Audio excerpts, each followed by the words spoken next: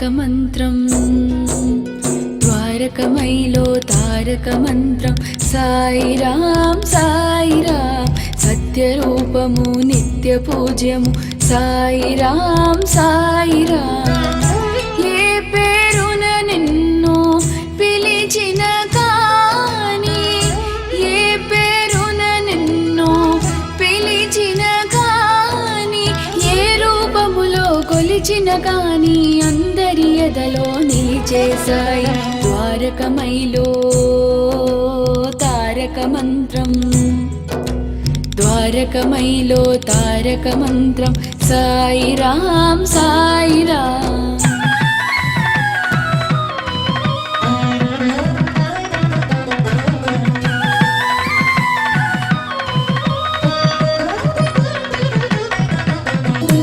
నీవే తల్లివి నీవే తండ్రివి గురువు దైవము నీవే సాయి నీవే తల్లివి నీవే తండ్రివి గురువు దైవము నీవే సాయి సర్వం నీవే సకలం నీవే సప్తలోకాలనేలే సాత్వివి నీవే మానవత్వమును ప్రబోధించిన మహిమాన్వితుడవు నీవే ద్వారకమైలో తారకమంత్రం ద్వారకమైలో తారకమంత్రం సాయిరాం సాయిరాం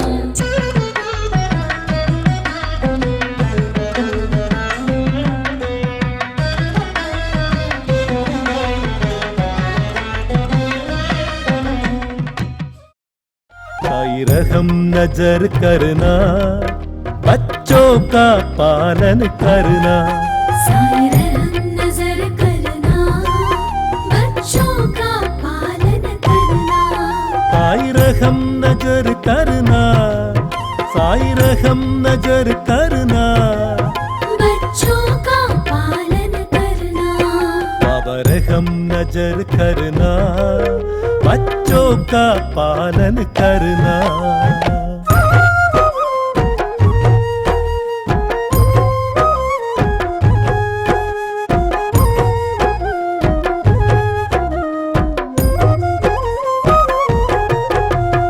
जाना तुमने जगत पसारा जाना तुमने जगत पसारा जाना तुमने जगत पसारा सब ही छूट जमाना साई सब ही छूट जमाना साई रहम नजर करना बच्चों का पालन करना बाबा रहम नजर करना बच्चों का पालन करना मैं अंधा हूँ बंधा आपका मैं अंधा हूँ बंधा आपका मैं अंधा हूँ बंधा आपका मुझको प्रभु दिखलाना मुझको प्रभु दिखलाना साई रहम नजर करना बच्चों का पालन करना बाबा रहम नजर करना बच्चों का पालन करना సాయిరామ్ అండి.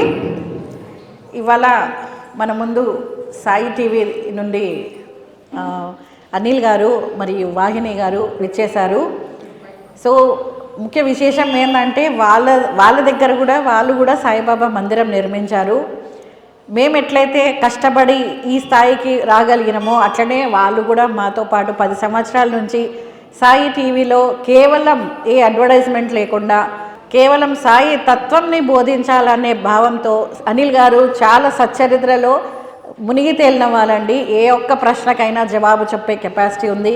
దాంట్లో లీనమై దాని యొక్క తత్వం అంతా తెలుసుకొని బాబా అంటే ఏంది అని తెలపడానికి వాళ్ళు ఇవాళ మన ముందున్నారు. సో మన ప్రతిష్ట జరిగిన సంవత్సరమే అనిల్ వాళ్ళు రావడము, 10 సంవత్సరాల నుంచి మేము హాయ్ బాయ్లానే ఉన్నాము. చక్కగా సత్సంగ్ వినండి, అదేంటో మనసులో దింపుకునే ప్రయత్నం చేయండి. ఆయన మాటలే అలా ఉంటాయి, డైరెక్ట్ సాయి దిగిపోతాడు అక్కడికి. సో ఇప్పుడు అనిల్ గారు దీపారాధన వెలిగించి సత్సంగ కార్యక్రమం ప్రారంభిస్తారండి.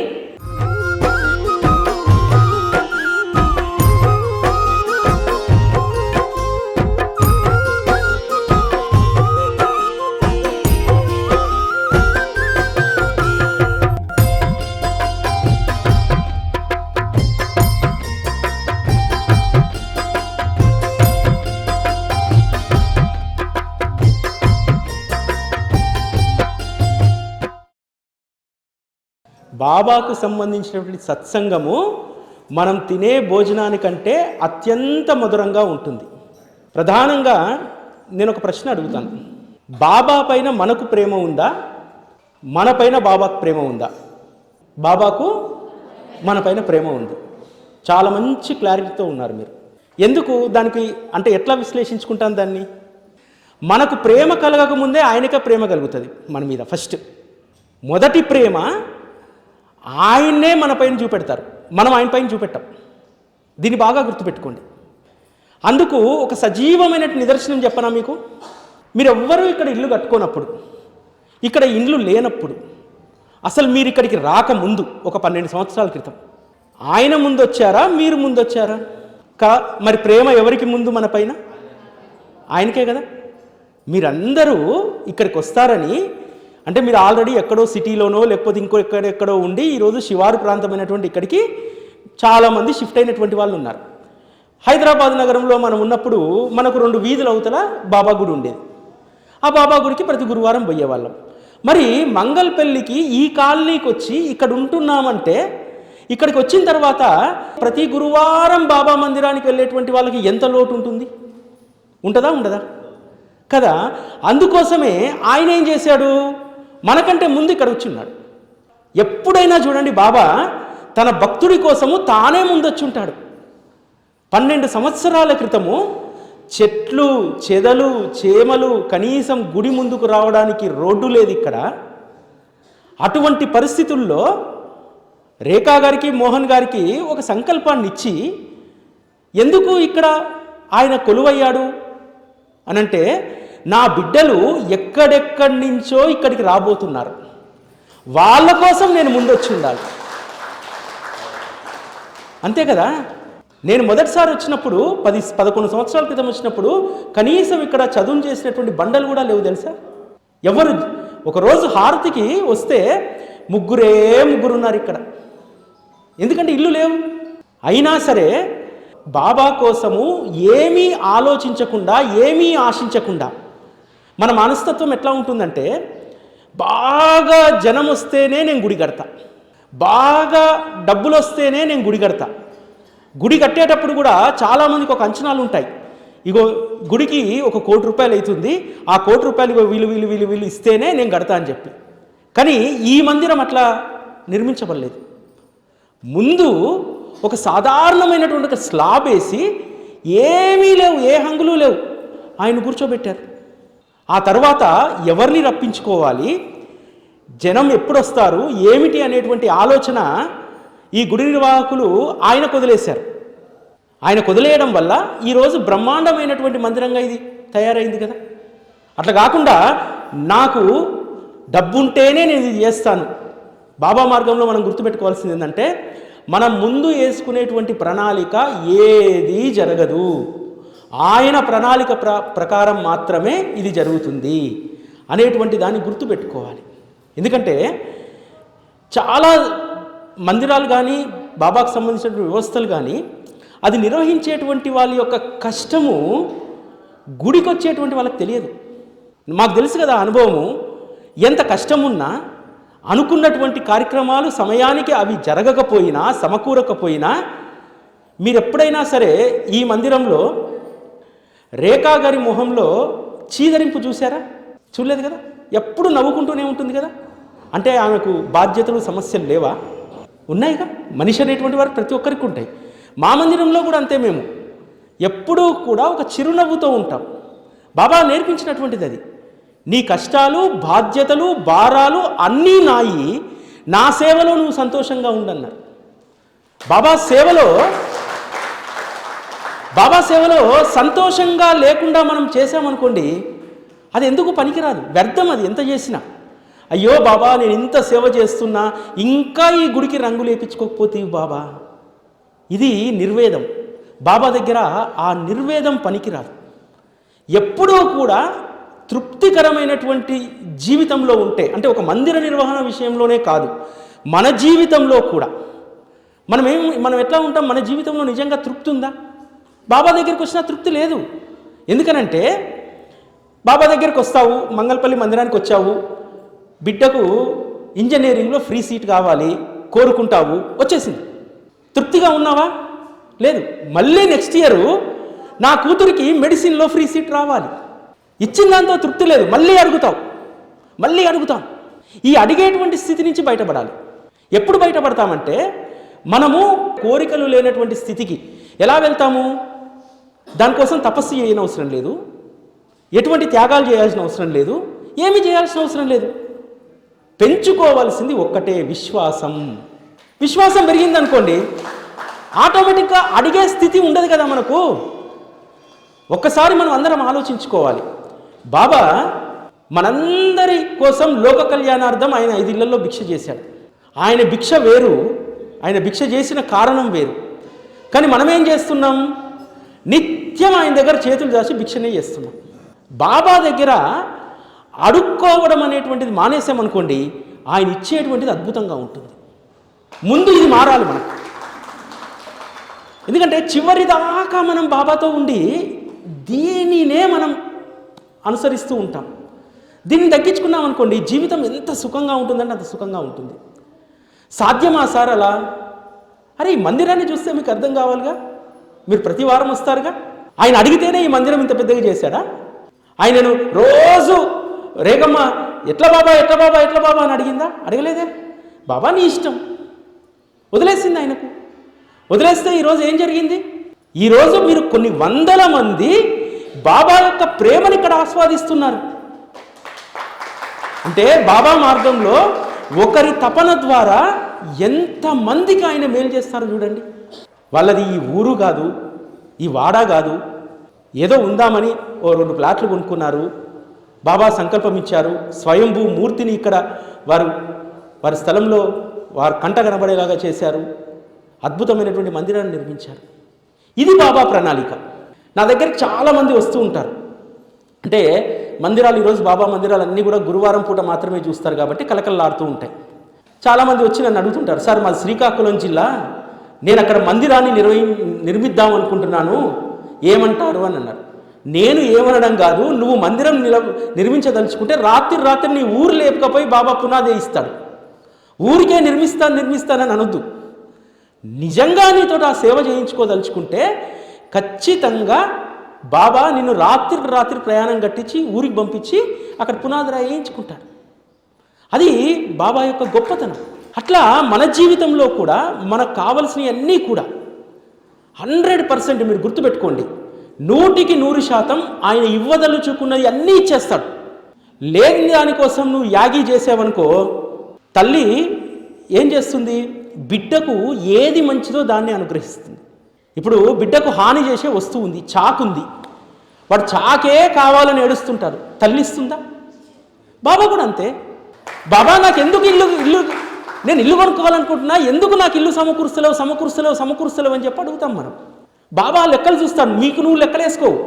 ఇగో నా బిడ్డకు నెలకు 50,000 రూపాయల ఆదాయం ఉంది, ఇంటి ఖర్చులకు స్కూల్ ఫీజులకు పోను నా బిడ్డ ఖర్చు 25,000, ఇల్లు కట్టుకుంటే ఓ 50 లక్షలు లోన్ తీసుకోవాలి, తీసుకుంటే ఈఎంఐ 40,000 కడుతుందా లేదా నా బిడ్డ అని చెప్పి బాబా లెక్కలేస్తాడు. మీరు అనుకుంటారు బాబాకు లెక్కలు తెలివయ్యి అని చెప్పి, బాబాకు లెక్కలు తెలుసు. లెక్కేసుకొని ఇప్పుడు నా బిడ్డకు కనుక ఇల్లు అనుగ్రహిస్తే నా బిడ్డ కష్టాల్లో పడుతుంది. ఏం చేస్తాం? మన సంపాదన తక్కువ ఉండి ఈఎంఐ ఎక్కువ ఉందనుకోండి, 2-4 నెలలు కట్టకపోతే బ్యాంక్ వచ్చి తాళం వేస్తాం. అలా ఇబ్బంది పడడం మంచిదా? కొన్ని రోజులు బాబా అనుగ్రహం దొరికే వరకు, బాబా అనుగ్రహం ద్వారా మన జీవితం కొంత ఉన్నత స్థితికి పోయేంత వరకు ఓపిక పట్టడం కరెక్టా? దీన్ని నిర్ణయించుకోవాలి మనం. ప్రతి విషయం బాబాని అడిగేటప్పుడు ఈ విషయాన్ని ఖచ్చితంగా మీరు బేరేజ్ వేసుకోండమ్మా. బాబా ఇవ్వట్లేదు కాదు, ఎందుకు ఇవ్వట్లేదు అనేటువంటి దాన్ని ఆలోచించాలి. ఇంకా మన యొక్క గొప్పతనం ఏం తెలుసా? అంటే ఆయన పట్ల ప్రేమ కానీ లేకపోతే విశ్వాసం కానీ మనకు ఎట్లుంటుంది తెలుసా? ఆయనే ఒక 4 సంవత్సరాలు ఇవ్వకపోయినా సరే ఆయన వదిలిపెట్టాం మనం. ఆ వదిలిపెట్టినటువంటి దాన్ని గ్రహించినటువంటి బాబా ఏం చేస్తాడంటే నీ స్థాయిని నీ ఉన్నతిని పెంచుతాడు. పెంచి అప్పుడు నీకు ఏదైతే కోరుకున్నావో దాన్ని అనుగ్రహిస్తాడు. కాబట్టి బాబా ఇవ్వట్లేదు అనేటువంటి దాన్ని ఖచ్చితంగా ఎందుకు ఇవ్వట్లేదు అనేటువంటి దాన్ని కూడా మనం బేరేజ్ వేసుకోవాలి. కాబట్టి బాబా పట్ల మనకున్నటువంటి ప్రేమ కంటే కూడా మన పట్ల బాబాకు ఉన్నటువంటి ప్రేమ చాలా గొప్పది. కాబట్టి ప్రతీదీ కూడా జరిగేటువంటిది మన కోసమే అని చెప్పి. ఎందుకనంటే ఈరోజు మీరందరూ కూడా చక్కగా నామం చేస్తున్నారు, చక్కగా శ్రీ సాయి సచ్చరితను పారాయణ చేసేటువంటి వాళ్ళు ఉన్నారు, దాన్ని మననం చేసేటువంటి వాళ్ళు ఉన్నారు. ఆ విధంగా బాబాతో మన బంధాన్ని పెనవేసుకున్నటువంటి వాళ్ళు చాలామంది ఉన్నాం కదా. ఆ విధంగా మనం బాబా పట్ల ప్రేమను కలిగి ఉండడం ద్వారా బాబా మనకు కూడా ఒక అద్భుతమైనటువంటి అవకాశాన్ని ఇస్తాడు. మీకు ఒకే ఒక సంఘటన చెప్తానమ్మా. అంటే బాబాకు తన బిడ్డ పట్ల ఎంత ప్రేమ అనేటువంటిది. సరిగ్గా 2 రోజుల క్రితము ఒక సందర్భం, మరాఠాలో శ్రీ సాయి సచ్చరిత రాసినటువంటి హేమాడ్ పంతు ఏ విధంగా అయితే ఆ మాధుర్యాన్ని, బాబా యొక్క మాధుర్యాన్ని ఏ విధంగా అయితే మరాఠాలో పొందుపరిచారో దానిని యాజ్ ఇట్ ఈజ్గా దాని ఒక్క పొల్లు పోకుండా తెలుగులోకి అనువదించారు. ఎవరో తెలుసా? మనమ్మ గారు కదా.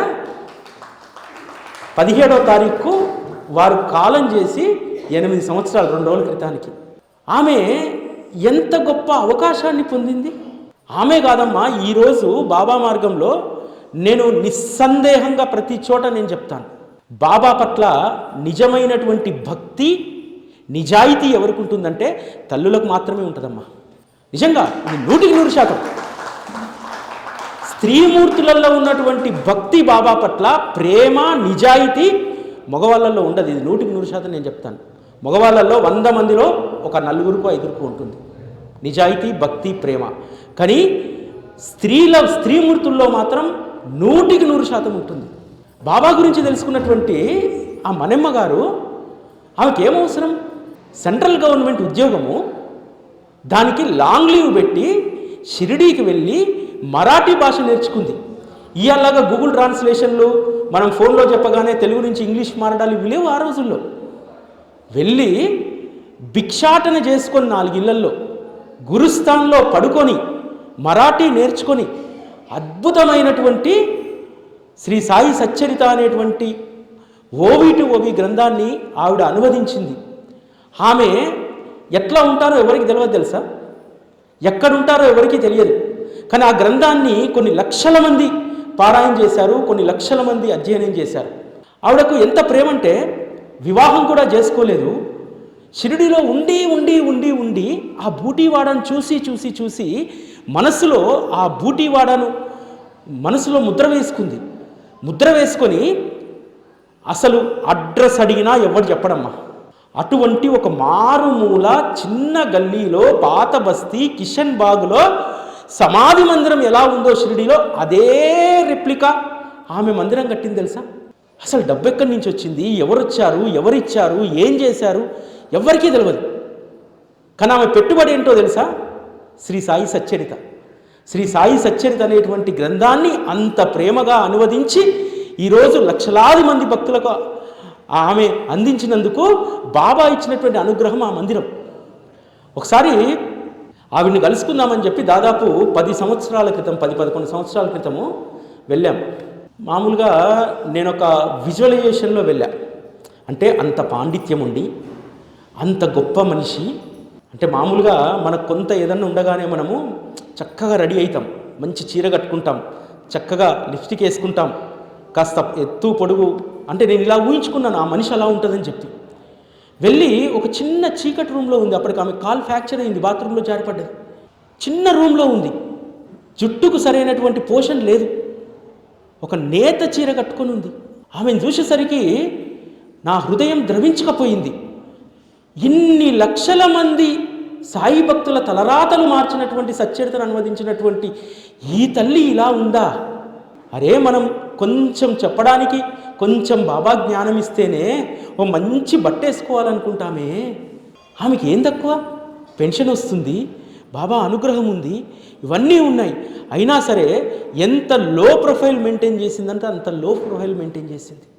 ఆమెను చూసిన తర్వాత నాకు అర్థమైంది బాబా పట్ల ఆమెకున్నటువంటి ప్రేమ ముందు, నిజాయితీ ముందు అసలు మనం ఎంత. ఈరోజు కూడా చాలామంది ఈరోజు శ్రీ సాయి సచ్చరిత ఓవి టు ఓవి గ్రంథాన్ని అనర్గళంగా ఉపన్యసించగలుగుతారు, అనర్గళంగా దానిపైన వ్యాఖ్యానం చేయగలుగుతారు. కానీ వాళ్ళందరూ ఎప్పుడూ కూడా శ్రీ మనమ్మ గారిని గుర్తుపెట్టుకోవాలి. ఎందుకంటే ఆమె అంత నిడారంబరంగా ఉండి ఏ అహంకారాలకు పోకుండా అంతగా ఉందే. అసలు మనం ఎంత అంటే బాబా ఎంపిక చేసుకునేటువంటి బిడ్డలు ఎలా ఉంటారనడానికి ఈ రోజుల్లో, ఎందుకంటే ఆ రోజు బాబాతో ఉన్నటువంటి భక్తులతో మనం ఎవరం పోల్చుకోవడానికి సరిపడం కదా, అసలు ఆ ప్రయత్నమే చేయలేం మనం. ఈ రోజుల్లో మన కళ్ళ ముందు ఉండిపోయినటువంటి మనమ్మ గారు వారి జీవితాన్ని ఎప్పుడూ గుర్తుపెట్టుకోవాలి బాబా మార్గంలో ఉన్నటువంటి మనందరము కూడా. ఎందుకంటే బాబాకు ఎటువంటి వారిని ఎంపిక చేసుకుంటారన్న దానికి ఆమె ఒక నిదర్శనం అయితే, ఆమె కాదు ఈరోజు ఈ మందిర నిర్వహణే కాదు అనేక మందిరాల నిర్వహణ కోసం కొంతమందిని ఎంపిక చేసుకుంటారు బాబా. ఎందుకో తెలుసా? కొంతమందినే ఎందుకు ఎంపిక చేసుకుంటారు? వారిలో ఉన్నటువంటి క్వాలిటీస్. మామూలుగా మందిరం కట్టేటప్పుడు 4 రోజులు కాగానే యాస్టకు వచ్చి కాడి దింపి వెళ్ళిపోయేటోళ్ళు చాలామంది ఉంటారు. అలా కాడి దింపి మధ్యలో వెళ్ళిపోయేటోళ్ళని బాబా ఎంపిక చేసుకోడు. ఎవరిని ఎంపిక చేసుకుంటారంటే చివరి వరకు భుజానికి గాయమవుతున్నా సరే, రక్తం కారుతున్నా సరే, నేను బాబా ఎత్తినటువంటి ఆ కాడిని దింపను అని చెప్పి సంకల్పం చేసుకుంటారు కదా, అటువంటి వాళ్ళని ఎంపిక చేసుకుంటారు. బాబా మార్గంలో కూడా చాలా ప్రియారిటీస్ మారుతూ ఉంటాయి. బాబా భక్తుల్లో కూడా ఎట్లుంటామంటే, ఫస్ట్ మనము గుడి కడదామనగానే, లేకపోతే ఇంకోటి ఏదో వ్యవస్థ, ఇప్పుడు మేము నడిపేటువంటి సాయి టీవీ వ్యవస్థనే అనుకోండి, స్టార్టింగ్లో ఉత్సాహంగా చాలామంది వస్తారు, మనతో పాటు చాలామంది వస్తారు, ఎంకరేజ్ చేస్తారు, అసలు నీవు తప్ప ఇంకోరు లేరని అంటారు. కానీ మధ్యలో మెల్లమెల్లగా అందరూ పక్కకు జరుగుతారు. అలా పక్కకు జరగడమే పరీక్ష.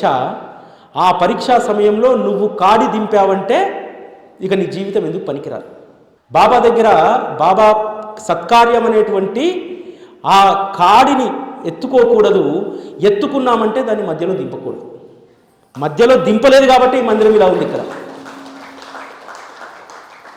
మీరు చాలా మందిరాల్లో చూస్తూ ఉంటారు, నేను కూడా చాలా మందిరాల్లో చూశాను. మధ్య మధ్యలో మనుషులు మారుతూ ఉంటారు. బాబా అట్లా ఉంటాడు, నిర్వహించే మనుషులు మారుతూ ఉంటారు. ఎందుకు మారుతుంటారు? చాలామందికి అది బరువై కాడి పక్కన పెట్టేస్తారు. హేమాడ్ పంత్ని చూస్తే మనకు అర్థమవుతుంది కదమ్మా. 1910లో బాబా హేమాడ్ పంత్ భుజాన కాడెత్తుతాడు, మొయ్యి నువ్వు సచ్చరిత అనేటువంటి రచన అని చెప్పి. చివరి వరకు ఆ బాధ్యతను దించలేదు.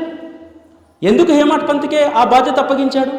ఎందుకోసం అంటే హేమాడ్ పంత్ యొక్క నైజం ఆయనకు తెలుసు బాబాకు. వీడు చివరి వరకు నా కార్యాన్ని చేస్తాడనేటువంటి కృతనిశ్చయం బాబాకు ఉంది. బాబా హేమాడ్ పంత్లో ఉన్నటువంటి అటువంటి అద్భుతమైనటువంటి గుణాలను ఆయన కనుగొన్నాడు కాబట్టి ఆయనకు అప్పగించాడు. ఏ వ్యవస్థ అయినా సరే ఈరోజు ఆయనకు సంబంధించినటువంటి వ్యవస్థ ఒకరికి బాధ్యత అప్పగించాడంటే వీడు సమర్థుడు అని చెప్పి నమ్మితేనే ఆయన బాధ్యత అప్పగిస్తాడు. అసమర్థులకు అసలు అప్పగించాడు. అసమర్థులు అనేటువంటి వాళ్ళు తన కాడెను ముందుకు కాదు కదా ఎత్తుకున్న మరుక్షణమే దింపేస్తారు. ఎందుకంటే ఓ మంచి కార్యం చేద్దామని అనుకున్నాం అనుకోండి, ఆ బాధ్యత ఎత్తుకోగానే ఇంటికి పోయి చెప్పగానే ఇంట్లో వాళ్ళు ఫస్ట్ తిడతారు, నీకెందుకయ్యా పని పాట లేక ప్రశాంతంగా ఉండగా ఇది ఎందుకు అంటారు. కథం అక్కడితో అయిపోతుంది అది. కాబట్టి చివరంత వరకు మోసేటువంటి వారిని మాత్రమే బాబా ఎంపిక చేసుకుంటారు. బాబా మార్గంలో ఇది మనం ఈ విషయాన్ని బాగా గుర్తుపెట్టుకోవాలి. అదేవిధంగా మనం ముందు మాట్లాడుకున్నట్టు ఆయనకు మన మీద ఎంత ప్రేమ అంటే కొన్ని పనులను మన జీవితంలో మనకు అవసరమయ్యేటువంటి విషయాలనే కావచ్చు, మన చేత ముందు సంకల్పం చేయించేస్తాడు. చేయించేసి పూర్తిగా ఆయన ఎన్నుకుని నడిపిస్తాడు. మీరందరూ సచ్చరిత చదువుకున్నారు కదా చాలామంది. పురందరే గురించి తెలుసు కదా. పురందరేకు బాబా అంటే ప్రాణం. తల్లి బాబాకు అప్పగిస్తూ ఒక మాట అడుగుతుంది బాబాను, నా బిడ్డ అమాయకుడు, నా బిడ్డను ఎలాగైనా సరే మీరే రక్షించాలి, మీరే పోషించాలి, మీరే సంరక్షించాలంటే బాబా ఒక మాట చెప్తాడు, అమ్మా వీడు నీ గర్భంలో పడకముందు నుంచే నాకు తెలుసు, వీడుని ఏ విధంగా ప్రయోజకుని చేయాలి, వీడి ఆలనా పాలన ఏమిటనేటువంటి చూసుకునేటువంటి బాధ్యత నాది అని అంటాడు. ఒక మామూలు గుమస్తా ఉద్యోగము ప్లాట్ కూడా కొనుక్కోలేదు. బాబా అంటాడు, పురందరే నువ్వు ఇల్లు కట్టాలరా, నీ ఇంటికి నేను వస్తాను అని అంటాడు. ఊరుకో బాబా, నాతోటి హాస్యమా, నాతోటి పరాచకాలు ఆడుతున్నావా, నేను ఇల్లు కట్టుకోవడం ఏంది బాబా, కడతావురా నువ్వు ఇల్లు అంటాడు. ఎట్లా ఒకట్లా స్థలం సమకూరుతుంది. ఉద్యోగంలో లోన్ తీసుకుంటాడు, ఆఫీస్లో స్థలం, ఆ మిత్రుడు సగం డబ్బులు కట్టినా సరే స్థలం రిజిస్ట్రేషన్ చేస్తాడు. ఇల్లు కట్టుకోమంటే నా వల్ల కాదు, నాకెవరు సహాయం చేసే వాళ్ళు లేరు అని అంటే బాబా ఎంటబడి చివరికి తలనొప్పి తెప్పించి నువ్వు ఇల్లు కడితే తప్ప ఆ తలనొప్పి తగ్గేననేటువంటి దాంతో ఇల్లు కట్టేటువంటి నిర్ణయానికి వచ్చిన తర్వాత ఆ తలనొప్పి తగ్గించి బ్రహ్మాండమైనటువంటి గృహాన్ని నిర్మించి బాబా చెప్పిన ప్రకారం గృహప్రవేశం రోజు పాత ఇంటి నుంచి కొత్త ఇంటి వరకు భార్య బిడ్డలు అందరూ కలిసి దీపాన్ని పట్టుకొని పోతుంటే వారి వెంట బాబా నడిచి వచ్చాడు ఆ గృహానికి. పురందరే జీవితాంతం కూడా కట్టుకోలేకపోయేవాడు ఈ గృహాన్ని, ఇంపాసిబుల్. ఇవ్వదలుచుకున్నాడు. పురందరే సేవకు మెచ్చాడు బాబా. మనం చేసేటువంటి సేవ ఎప్పటికీ కూడా అది నిరుపయోగం కాదు బాబా మార్గంలో. ఎందుకంటే మనం ఏం ఆలోచిస్తామంటే ఇన్స్టెంట్గా రిజల్ట్ వచ్చేయాలనుకుంటాం. ఒక మామిడి మొక్కను తీసుకెళ్ళండి, మీ ఇంట్లో పెట్టుకోండి, వారం రోజుల తర్వాత నువ్వు నాకు ఎందుకు పండియట్లేదని చెప్పి దాన్ని అడుగుతామా? దాన్ని పోషించాలి, దానికి ఆలనా పాలనా చూడాలి. అది ఎదిగేటువంటి సమయంలో చీద పడుతుంటే, పురుగు పడుతుంటే దాన్ని సంరక్షణ చేయాలి. ఆ తర్వాత కొన్నేళ్లకు మధురమైనటువంటి ఫలాలను అది ఇస్తుంది. బాబా మార్గం కూడా అంతే. ఇన్స్టెంట్గా ఇచ్చేటువంటివి అవి నిజంగా వాటి కోసం మనం ఆశపడకూడదు. ఒక శాశ్వతమైనటువంటి ఆనందాన్ని ఆయన దగ్గర నుంచి కోరుకోవాలి. ఒక శాశ్వతమైనటువంటి శాంతిని ఆయన దగ్గర నుంచి కోరుకోవాలి. చివరికి మనం ఎండ్ ఆఫ్ ది డే మనం ఏం కోరుకుంటాం? ఎండ్ ఆఫ్ ది డే తిరగడానికి కాళ్ళు పనిచేయవు, సహకరించవు. ప్రయాణం చేయడానికి ఒళ్ళు సహకరించదు, ఏమీ సహకరించదు. అటువంటి సమయంలో చాలా సంక్లిష్టమైనటువంటి పరిస్థితి, చాలా కష్టంగా గడుస్తుంటాయి రోజులు. కానీ ఎవరమైతే సద్గురు చరణాల ధ్యాసలోనే ఉంటామో వారికి ఆ రోజులు కూడా సుఖప్రదమైనటువంటి రోజులే, ఆ రోజులు కూడా ఆనందకరమైనటువంటి రోజులే. అందుకోసం మనం ప్రయత్నం చేయాలి బాబా దగ్గర మనం పొందవలసినటువంటివి మార్కెట్లో దొరికే వస్తువులు కాదు. ఇల్లు అనుకోండి అప్పు చేసుకొనొచ్చు, స్కూటర్ అనుకోండి అప్పు చేసుకొనుకోవచ్చు. సంతోషాన్ని, శాంతిని మార్కెట్లో ఎక్కడైనా అమ్మితే చటాకు నేను 1,00,000 రూపాయలు ఇస్తామా, తీసుకురండి. దొరకవు. మార్కెట్లో దొరకనటువంటి దాన్ని ఆయన అనుగ్రహిస్తాడు. మార్కెట్లో దొరికే మనం కష్టం చేయొచ్చు, ఏదైనా చేయొచ్చు, సంపాదించుకోవచ్చు. మార్కెట్లో దొరకనటువంటి దాన్ని ఆయన ఇవ్వడానికి అక్కడ సిద్ధంగా ఉన్నాడు. బాబా ఒక మాట చెప్తాడు కదా, మీరు సచ్చరిత చదివారు కదా చాలామంది. ఏమంటాడు బాబా? అందరూ వచ్చి మీ దగ్గర రకరకాల కోరికలు, రకరకాలైనటువంటి దాన్ని అనుగ్రహాలను పొందుతూ ఉన్నారు. బాబా ఇట్లా కోరికల కోసమే వస్తే ఎట్లా అని చెప్పి దాము అని అడిగితే ఒక మాట చెప్తాడు, నా భక్తుడు కోరినవన్నీ ఇస్తూనే ఉంటాను. ఎప్పటి వరకు ఇస్తాను? నేను ఏది ఇవ్వదలుచుకున్నానో అది వాడు అడిగేంత వరకు ఇస్తా అంటాడు. ఆయన ఏమి ఇవ్వదలుచుకుంటున్నాడు? సుఖాన్ని, శాంతిని, సంతోషాన్ని ఆయన ఇవ్వదలుచుకుంటున్నాడు. దాన్ని అడగట్లేదు, మనకు కావలసినవన్నీ అడుగుతున్నాం. అందుకే బాబా అన్నాడు, వాడికి కావలసినవన్నీ ఇస్తాను. ఎప్పటి వరకు ఇస్తాను? నేను ఏది ఇవ్వదలుచుకున్నానో అది అడిగేంత వరకు ఇస్తానన్నాడు. అందుకే కదా మనం పెద్దగా ఆయన పట్ల విశ్వాసాన్ని పెంపొందించుకోకపోయినా, ఇంకోటి ఏది చేయకపోయినా ఎందుకు మనకు ఆయన అనుగ్రహాలు ఇస్తూనే ఉంటాడు. ఎప్పటికైనా నా వాడికి ఏం కావాలో వాడు తెలుసుకుంటాడు అనేటువంటి దానికోసం ఎదురు చూస్తూ ఉంటాడు బాబా. పాపం ఆయన ఎదురు చూస్తూనే ఉంటాడు. పాపం ఆయన ఇచ్చేది మాత్రం మనం అడగం. అక్కడే మన జీవితాలు ఆగిపోతున్నాయి. ఇంకొకటి, బాబా మార్గంలో ఉన్నటువంటి 2 సాధనలు. ఒకటి, ఎప్పుడూ కూడా ఆయన నామస్మరణ. ఆయన నామస్మరణలో ఉన్నంతసేపు మనల్ని మాయ ఏమీ చేయలేదు. కలిపురుషుడు మన దగ్గరికి రాడు. ఒక్క నామస్మరణే. దానికి ధూపం అవసరం లేదు, దీపం అవసరం లేదు, నైవేద్యం అవసరం లేదు, ఏది అవసరం లేదు. అద్భుతమైనటువంటి సాధన కదా. ఇంతకంటే ఈజీ థింగ్ ఏదన్నా ఉంటుందా ప్రపంచంలో? ఒకటి. రెండవది సత్సంగం. మళ్ళీ సత్సంగం అంటే మీరు ప్రయాసపడవద్దు. సత్సంగం కోసం ఎవరో హైదరాబాద్లో నడిబొడ్డున సత్సంగం చెప్తారు, లేకపోతే ఇంకెక్కడో సత్సంగం చెప్తారు. దానికోసం కూడా మనం ప్రయాసపడాల్సిన అవసరం లేదు. సత్సంగము నీలోనే జరగాలి. సత్సంగం నీలోనే జరగాలి. ఎలా జరగాలి? రాసుకో ఒక పేపర్ మీద, బాబాను నేను ఆయన దగ్గరికి పోయిన దగ్గర నుంచి నాకు ఏమేమి ఇచ్చాడు, దీని ద్వారా నేను డూస్ అండ్ డోంట్స్ ఏమి చేయాలి చేయకూడదు అనేటువంటి పాఠాలు మనకు నేర్పాడు. ఒక ఆవిడ, పెద్ద ఆవిడ, ఇట్లే బాబా భజనలు చేసేటువంటి వాళ్ళు వీళ్ళు పరిచయం అయ్యి కాస్త చక్కగా ఒక వ్యక్తి భజన పాడుతుంటే ఆయన పట్ల ఆకర్షితులైంది. ఎందుకంటే భగవంతుడు మంచి గొంతు ఇచ్చాడు, మంచి పాటలు ఇచ్చాడు, అన్నీ చేశాడు. అనుకోకుండా ఒకరోజు అమ్మ ఒక 5 లక్షలు ఉంటే ఇస్తావా, ఓ 3 నెలల్లో ఇస్తానన్న. అరే అద్భుతంగా భజనలు పాడుతున్నాడు, బాబా భక్తుడు, నిజాయితీ పరుడు, ఎందుకు ఇవ్వకూడదని చెప్పి ఇచ్చింది. 6 నెలల దాకా మంచిగా ఇంట్రెస్ట్ ఇచ్చాడు. ఆ తర్వాత ఒకరోజు నాకు ఫోన్ చేసి అడిగింది, నేను పలానా వ్యక్తికి ఇలా డబ్బు ఇచ్చాను, అడిగితే ఏమీ మాట్లాడట్లేదు, ఇప్పుడు ఫోన్ కూడా ఎత్తట్లేదు, బాబా భక్తుడు అని చెప్పి నేను మోసపోయానని అంది. మీరు మోసపోలేదమ్మా, మీరు అస్సలు మోసపోలేదు. ఎందుకు మోసపోలేదో చెప్తున్నా వినండి. ఎప్పుడో ఏ జన్మలోనో ఆడికి రుణం ఉన్నారు మీరు, ఆ రుణాన్ని ఈ విధంగా బాబా తీర్పిచ్చాడు, వదిలేసేయండి అని చెప్పి. అంతే మరి. ఒక్కసారి ఆ నిర్ణయానికి వచ్చామనుకోండి, ఇంకా మనసులో ఆ బాధ ఉండదుగా. అసలు అడగగానే ఏది యోచించకుండా ఇవ్వడం నీ తప్పు. ఇచ్చాము అంటే ఆడు పలకట్లేదంటే రుణం అయిపోయింది, ఎప్పుడో బాకీ పడి ఉంటాము, తీర్చేసి. అట్లా ప్రతి విషయంలో కూడా బాబా పాఠాలు చెప్తాడమ్మా. అద్భుతమైనటువంటి పాఠాలు చెప్తాడు, అద్భుతమైనటువంటి అనుభూతులు ఇస్తాడు. ఆ అనుభూతులనే మీరు సత్సంగంగా చేసుకోండి, వాటినే సత్సంగంగా. ఎందుకంటే ఈరోజు మీ అందరి చేతుల్లో మొబైల్స్ ఉంటాయి. ఒకసారి ఎవరైనా సరే సాయి టీవీ అని చెప్పి టైప్ చేయండి, సబ్స్క్రైబ్ చేసుకోండి. మీకు ప్రతిరోజు ఉదయం 9 గంటలకు అద్భుతమైనటువంటి సత్సంగం వస్తుంది. మీరు ఎక్కడా విని ఉండరు, అంత అద్భుతంగా. మీరు దాన్ని కనుక ఫాలో అయితే ఎంత పరిణితి మీకు వస్తుందంటే బాబా పట్ల మనం ఎట్లా ఉండాలి, ఎట్లా ఆలోచించాలి, మన జీవితంలో మనం ఏ విధంగా మన యొక్క ప్రవర్తనను మార్చుకోవాలి, మనం ఎట్లా మారాలి, ఇవన్నీ కూడా అందులో ఉంటాయి. ఈరోజు సత్సంగం అనేటువంటిది చాలా ఈజీ. ఒకటి మనకు అందుబాటులో ఉన్నటువంటి, ఎందుకంటే మనకు అందుబాటులో ఉన్నటువంటి టెక్నాలజీని మనము దుర్వినియోగానికి, సమయం వృధా చేసుకోవడానికి ఎక్కువగా వాడుతున్నాం. అట్లా కాకుండా సద్వినియోగానికి వాడండి. బాబాకు సంబంధించినటువంటి అద్భుతమైన సత్సంగాలు వినండి. విని ప్రతిరోజు రాత్రి పడుకునే ముందు ఒక 15 నిమిషాలైనా సరే మీకు జరిగిన అనుభవాలు, మీరు విన్న అనుభవాలను ఒకసారి మననం చేసుకోండి. సుఖవంతమైనటువంటి నిద్ర పడుతుంది. ఆ తర్వాత మీ జీవితం అంతా కూడా సుఖప్రదంగా మారిపోతుంది.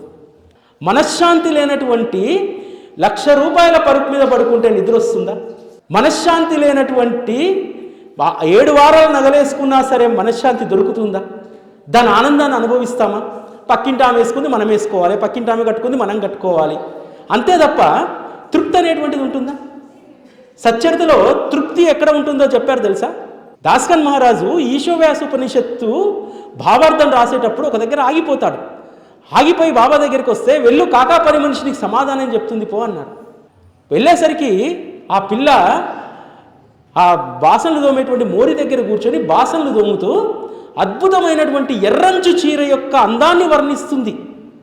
ఎప్పుడు పాపం ఆ పిల్ల ఎర్రంచు చీరని ఎరగలే, చీకిపోయినటువంటి గుడ్డలు కట్టుకుంది, మోకాళ్ళ వరకు లంగా వేసుకొని జాకెట్ వేసుకొని గిన్నెలు దోముతుంది.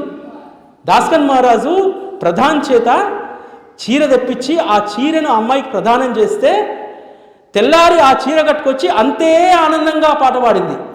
మరుసటి రోజు కూడా ఆ చీరను పెట్టెలో పెట్టుకొని వచ్చి అంతే ఆనందంగా ఉంది. దాని అర్థం ఏమిటి? మనం వేసుకున్నటువంటి, మనకు సమకూరినటువంటి వస్తువులలో సంతోషం లేదు, మనం ఉన్నటువంటి ఆత్మతృప్తిలోనే ఆనందం, సంతోషం, సుఖం, సౌఖ్యం అన్నీ అందులోనే దాగి ఉన్నాయనేటువంటిది కదా దాని అర్థం. అట్లా తృప్తి లేనటువంటి జీవితం, తృప్తి లేనటువంటి జీవితాలతోటి భగవంతుణ్ణి ఆరాధించినా అదేం పెద్ద మనకు ఏమి ఒరగదమ్మా. మీరు నిత్య తృప్తితో ఉండి బాబాతో మీ అనుబంధాన్ని పెంచుకోండి. ఎంత అద్భుతంగా ఉంటుందంటే ఒక ఎమోషన్ బాండింగ్ మనకు వస్తుంది. ఈ రోజుల్లో నిజంగా ఎవరికి ఎమోషన్స్ ఉన్నాయమ్మా? తల్లికి బిడ్డ పట్టలేదు, బిడ్డకి తల్లి పట్టలేదు. కానీ ఒక్కసారి గురువారం పూట ఇక్కడికి వచ్చి ఆయన్ని చూడగానే శరీరం పులకరించిపోతుంది కదా, కళ్ళల్లో నుంచి ఆనంద బాష్పాలు కారుతూ ఉంటాయి కదా, ఇది ఎమోషన్కు ప్రతీక. మన జీవితంలో ఎక్కడ ఎమోషన్ లేదు, ఇక్కడ తప్ప. వాస్తవం, మనం ఆత్మవంచన చేసుకోవాల్సిన అవసరం లేదమ్మా, ఆత్మవంచన చేసుకోవాల్సిన అవసరం లేదు. నిజంగా భర్తకు భార్య పైన ప్రేమలు ఉన్నాయా ఈరోజు? బిడ్డ నిజంగా తల్లిని ప్రేమిస్తుందా? కాళ్ళు వచ్చిన తర్వాత ఎక్కడికో వెళ్ళిపోతుంది, తన బతుకుతుంది. కొడుకు కూడా అంతే. కానీ ఎప్పటికీ విడిపోనటువంటిది ఒకే ఒక బంధమమ్మ, ఆయన్నే శ్రీ సాయిబాబా. అందరూ పోతారు జీవితంలో, అందరు వెళ్ళిపోతారు, ఎవరికెవరు నడుముకు తాడు కట్టుకొని ఉండము ఇక్కడ. కానీ చివరి వరకు నీ కాలుకు తాడు కట్టుకొని ఆయన కాలుకు ముడేసుకొని ఉంచుకుంటాడు. ఆ బంధం ఒక్కటేనమ్మా సాయిబాబా. ఆయన ఒక్కనిపైన ప్రేమ పెంచుకోండమ్మా. జీవితంలో ఎన్ని ఆటుపోట్లు వచ్చినా, ఏ బంధం నిన్ను విడిచిపెట్టి వెళ్ళిపోయినా, ఏ బంధం నిన్ను ఈసడించుకున్నా, ఏ బంధం నిన్ను అసహించుకున్నా, ఎప్పుడూ నీకు దుఃఖం కలగదు.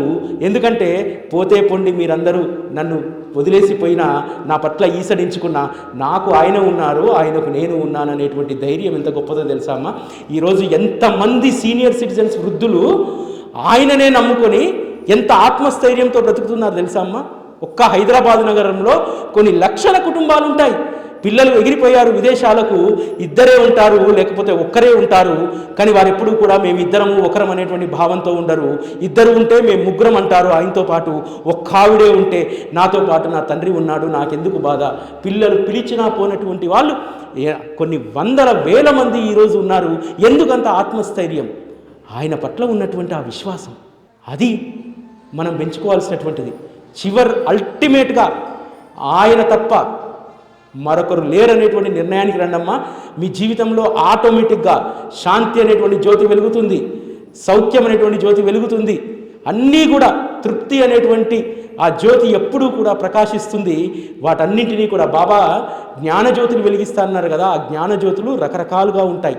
శాంతి అనేటువంటిది కూడా ఒక జ్ఞానం, తృప్తి అనేటువంటిది అద్భుతమైనటువంటి జ్ఞానం. మనం ఎవరి పట్ల ద్వేషాన్ని కలిగి ఉండకపోవడం, అది అద్భుతమైనటువంటి మణిదీపం.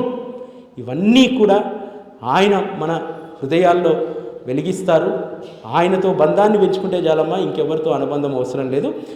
ఎవరి పట్ల నేను మమకారాన్ని కలిగి ఉంటానంటే ఒక్క శ్రీ సాయి సచ్చరిత పట్లనే. అందుకనే ఎక్కడికి పోయినా ఆ తల్లికి నేను బాబాను తండ్రిగా భావిస్తాను, శ్రీ సాయి సచ్చరితను తల్లిగా భావిస్తాను నేను. ఎందుకంటే తల్లి చూపెట్టేటువంటి ప్రేమంతా కూడా అందులో ఉంటుంది. తల్లే కదా తండ్రిని పరిచయం చేసేది. శ్రీ సాయి సచ్చరిత తల్లి ఆయనను పరిచయం చేస్తుంది మనకు, ఆయన ఆత్మస్వరూపాన్ని మన కళ్ళ ముందు నిలబెడుతుంది.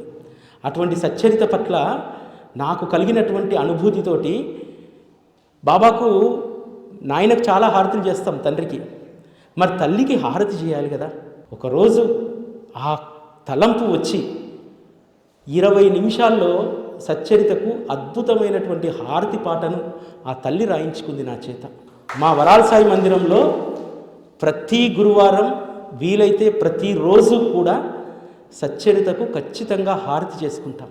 ఆ హారతి కోసం అనేక మంది ఆ మందిరానికి వస్తూ ఉంటారు. ఈరోజు ఆ హారతిని మీరు కూడా మనసారా ఆస్వాదించండి.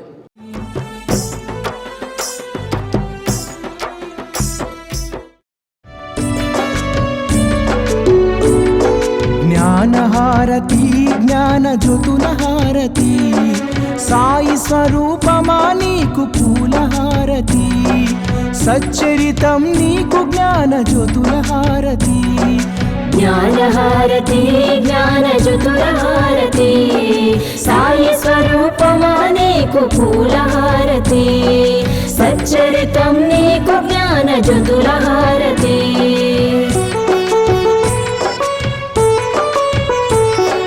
నిత్యం నీ లీలా పఠనంలో మేముంటాము, నీ మధుర వచనాలతో మైమరచిపోతాము, నీ తోడుగా భక్తి ప్రేమలను పెంచుకున్నాము. పాలో వెలిగిన జ్ఞాన జ్యోతులతో హారతి, జ్ఞానహారతి జ్ఞానజ్యోతుల హారతి, సాయి స్వరూపమా నీకు పూల హారతి, సచ్చరితం నీకు జ్ఞానజ్యోతుల హారతి.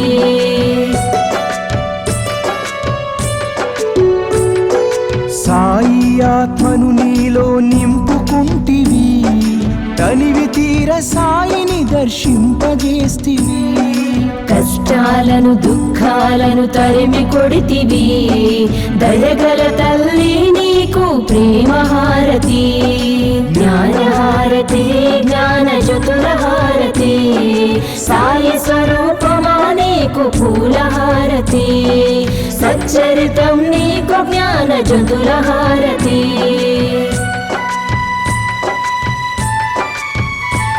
మా కర్మలన్నీ తొలగించి కరుణించినావమ్మ, శాంతి సౌఖ్యాలను అందించినావమ్మ. జీవన నావను దరి చేర్చిన నీకు కర్పూర హారతితో నీరాజనం.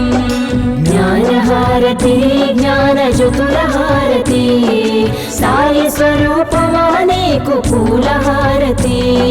సచ్చరితం నీకు జ్ఞాన జ్యోతుల హారతి. జ్ఞానహారతి జ్ఞాన జ్యోతుల హారతి, సాయి స్వరూపమా నీకు పూల హారతి. సచ్చరితం నీకు జ్ఞాన జ్యోతుల హారతి. సచ్చరితం నీకు జ్ఞాన జ్యోతుల హారతి. సచ్చరితం నీకు జ్ఞాన జ్యోతుల హారతి.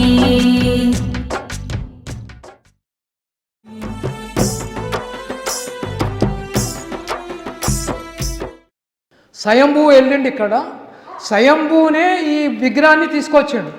ఫస్ట్ స్వయంభూ బయట మేము పెట్టి ఒక 2 సంవత్సరాలు 3 సంవత్సరాలు అక్కడనే పూజలు చేసినాం యాప చెట్టు కింద.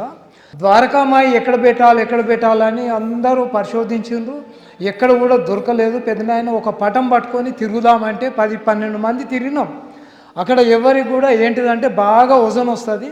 సరే పెద్దనాయన నువ్వు పట్టుకొని తిరుగా అంటే నేను పట్టుకొని తిరుగుతుంటే సరే ఆడ ఒక నాగుంబాము పడిగలాగా వచ్చేసింది. అది వీళ్ళు పాము అని అంటే కూడా వద్దు ఇట్లా అని నేను అట్నే పట్టుకొని చేయి సార్ అని చెప్పిపోతే ఇప్పుడు ద్వారకామయ్య అడుగులనే ఆ నాగుంబాము చూయించి ఈ బాబా కిందికి వెళ్ళిపోయింది జరిగింది. అది నాకు ఎందుకంటే నాకు ఫస్ట్నో ఎప్పుడు చిన్నప్పుడు బాబా అనేది నాకు ఏందో అనేది తెలియకుండే.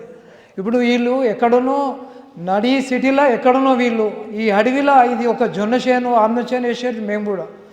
ఇక్కడ వచ్చి బాబా ఈడ కూర్చున్నాడంటే ఆ బాబా మాత్యం. బాబాను పూర్తిగా సంపూర్ణంగా ఎవరైతే మనసుల హృదయపూర్వకంగా ఉంటారో లేమి అనేది మన బాబా భక్తులకు ఎప్పుడూ ఉండదు.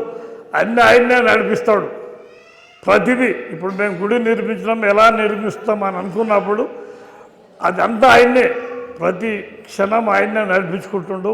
అందరికీ నమస్కారము. మా అక్క బిడ్డకు కాంచెలు వచ్చి హాస్పిటల్లో అసలు ఆమెను తలుచుకుంటే ఏడుపు వచ్చేస్తుంది. బాబా నువ్వు ఏం చేస్తావు నాకు తెలియదు. ఇక్కడ వచ్చి అర్చన చేయించి ఇలా సాయంత్రం వరకు ఆమెకి ఈ పూది రుద్దిన పొయ్యి కడుపులోకి పోసిన బాబాకు మొక్కిన. సాయంత్రం వరకు డాక్టరు ఏం కాదని చెప్పింది. మంచిగా ఉంది. ఇప్పుడు కొడుకు పెళ్లి చేసింది, ఇద్దరు కొడుకుల పెళ్లి చేసింది, బాగున్నారు. నన్ను పిలిపించుకున్నాడు తను పిలిపించుకుంటే నేను ఇక్కడ వచ్చిన. ప్రేమ అనేది ఇక్కడ ఉంది, మన దగ్గర లేదు ప్రేమ. ఇందాక తను చెప్పిండు నేను ఒకటే కంపెనీ నిర్మించిన. ఓ కంపెనీ నిర్మించినప్పుడు ఆ నలుగురిని నేను ఎట్లయితే నమ్మినో ఆ నమ్మకం అంతా కోల్పోయి అంత నువ్వే అయ్యా అని ఆయన కాళ్ళ దగ్గర వచ్చి చెప్పుకున్నా. అంత నువ్వే అనుకున్నా. ఈరోజు కూడా ఆయన్నే నమ్ముతా. ఏ పని చేసినా ఆయన్నే తలుచుకుంటా.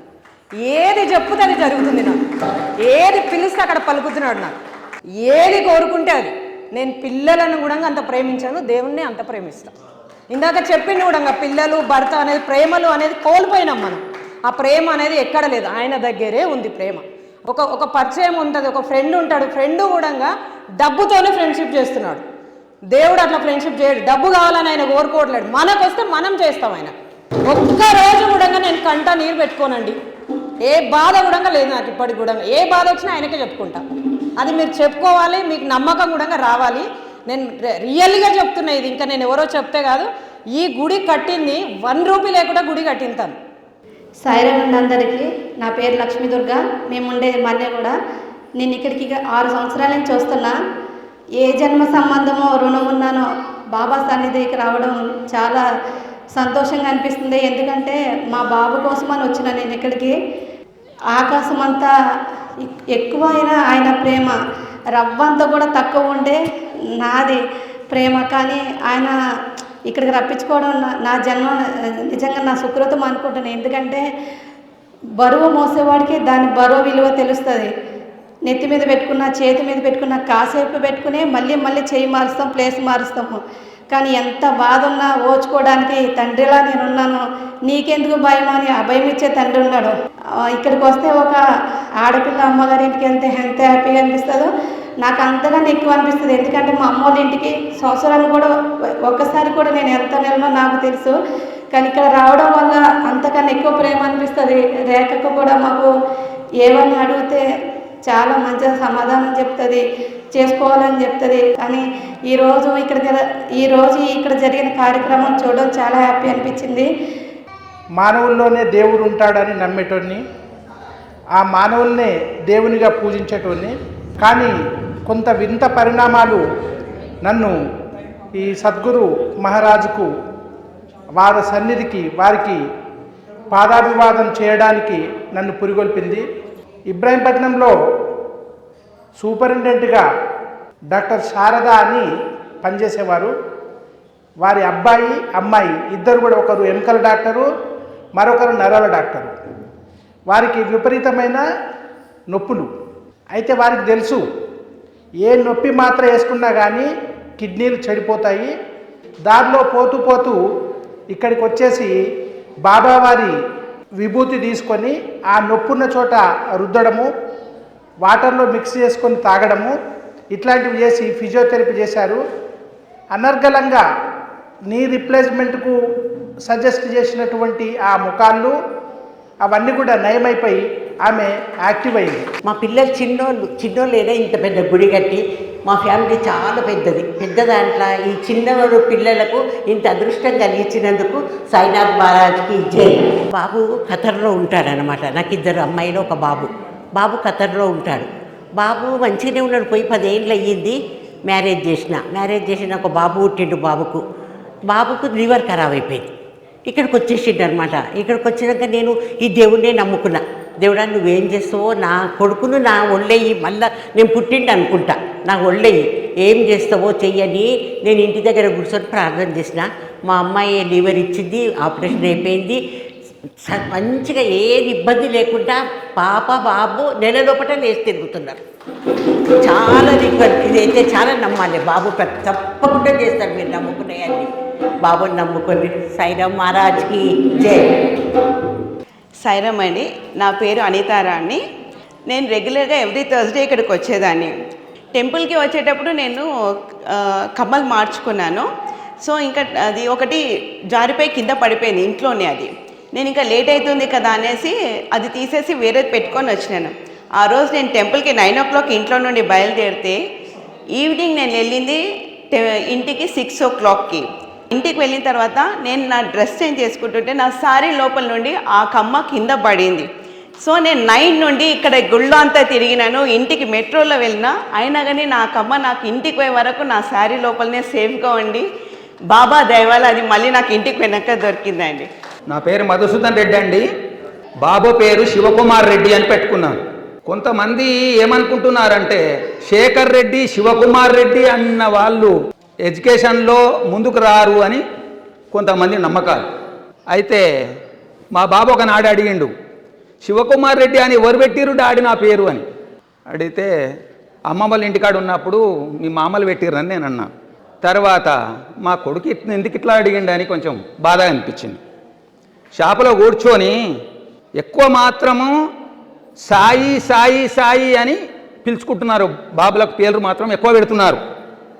అందువల్ల గిన్న ఉందేమో నా బాబుకు అట్లా పెట్టుకోకపోతే అని నాకు కొంచెం అనుమానం వచ్చి ఒక పేపర్ తీసుకొని ఒక 300 సార్లు సాయి శివకుమార్ రెడ్డి అని రాసుకున్నాను. నేను మా బాబుకి చెప్పలే, నేనే నా బాబుకి ఇట్లా రాయడం వల్ల మంచి జరుగుతుందో ఏమో అని సాయి శివకుమార్ రెడ్డి అని చాలాసార్లు ఒక 2-3 పేజీలు అయిపోయినాక రాశాను.